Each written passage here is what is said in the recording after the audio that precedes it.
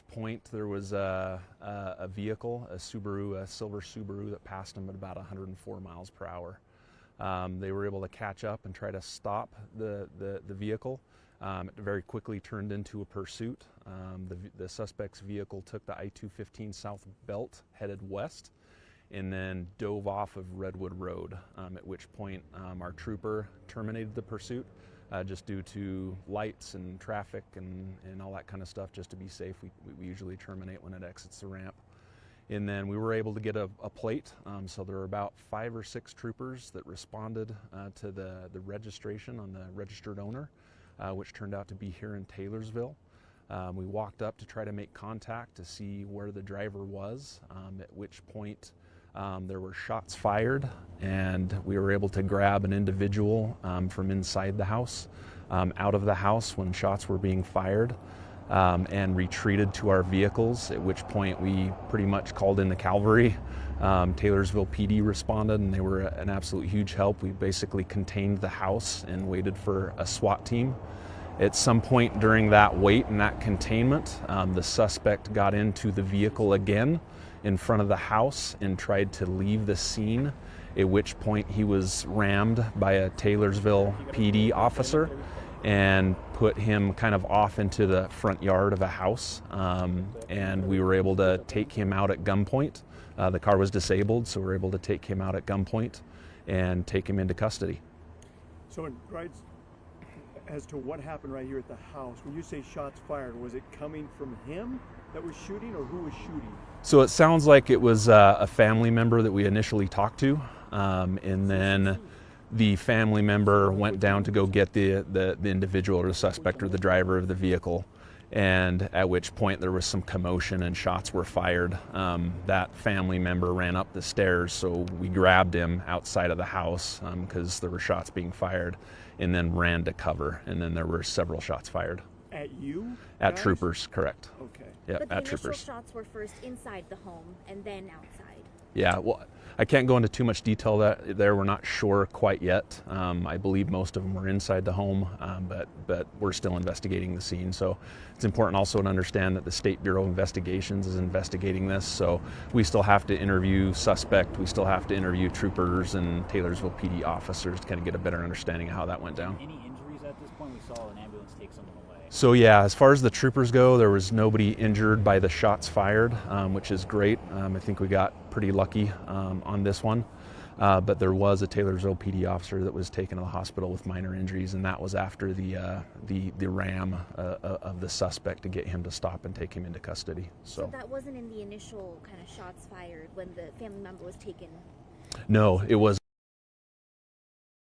behind our car, which is pretty standard protocol in those types of situations for law enforcement and police responses, and wait for the SWAT team, at which point after again, I don't have the time frames or how long that took or anything of that nature, but at some point he got back in his car, and that's when that ram happened. Did you find a weapon? Did you get a weapon? Retrieve a weapon? I don't know yet. I don't know yet. The State Bureau of Investigations is looking into that. I don't know what they found up to this point. Again, we still have a lot of people to interview and kind of really piece this together a little bit.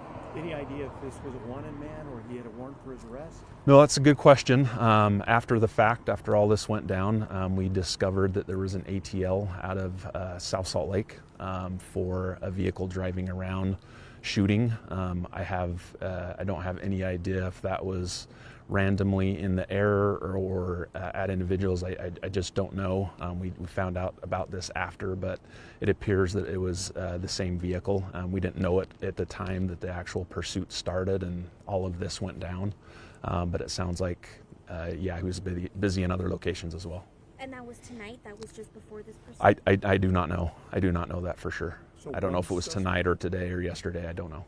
Sorry, one suspect, several, or how many arrests? I don't know. Right now we have one in custody, which was obviously the shooter, but we're right now we're unsure if he was the driver or if there was multiple people in the vehicle. We just don't know right now. Do you believe he lives here?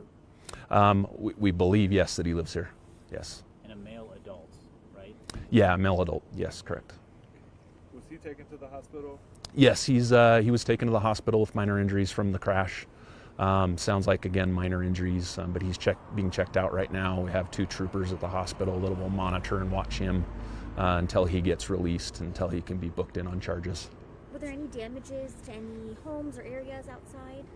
I don't know about the house that the shots came from. I'm just imagining that there are, but just from bullets and whatnot. But when I walked past the scene, it was basically damage to the Taylorsville PD truck and the suspect's car is all. So I didn't see any other damage. Anything else you want to So share? you don't have an age of him or anything like that? I don't currently. No, I don't. Were there officers on leave because they're involved in a shooting? So typically it's standard protocol on OICIs, Officer Critical Incidents, to put officers on administrative leave. We didn't do anything, right? We just walked up to the door and basically, hey, we're looking for this individual, and then all those shots were fired. So I can't speak on behalf of any of the other departments, but as far as the highway patrol goes, nobody's on administrative leave. Of course, we'll interview the troopers that were involved to kind of get their side of the story, but nothing too major. So did any officers discharge their weapons through all this? No, there were no shots fired from officers. Just again, the vehicle rammed to get the suspect to stop. So again, it started on I-15 southbound, you say? How Yep. fast was he going? 104 miles per hour. 104 miles. And that's when troopers caught up. Yeah. You said And 14 earlier, I think, 104? what? 104. 104. Yes, 104 miles per hour. Do you know if troopers use non-lethal methods to take him down, or? From what I'm understanding, it was a felony stop, so that was guns drawn, calling the individual out of the vehicle and back to the car. But again, I don't have specific details on how all that laid out, but from what I'm understanding, it was a felony stop. Were there any like strips or anything else used? Any spikes used? No, to stop the- not that I'm aware of. Again, it was the pickup versus the passenger car that the suspect was driving. So, Thanks a lot, Jeff. okay. And again, All right. Any just to chance confirm, we could officer, go- you said there was a police officer injured with the. Yeah, minor injuries. Nothing life-threatening at all. Just minor injuries from the crash. And Yeah. no one from the troopers. Not just. No troopers injured. Okay, are we free to go live? Just, Yeah. Quick, why don't you just go walk over? You guys need? Yeah. Appreciate that. So much. Yeah, no worries. Officer, I just need again your name and last name because I didn't get the first name. Major Jeff Nyber, NIBER, Assistant Superintendent of the Highway. Thank you. We'll just go right over here if that's okay. Thanks.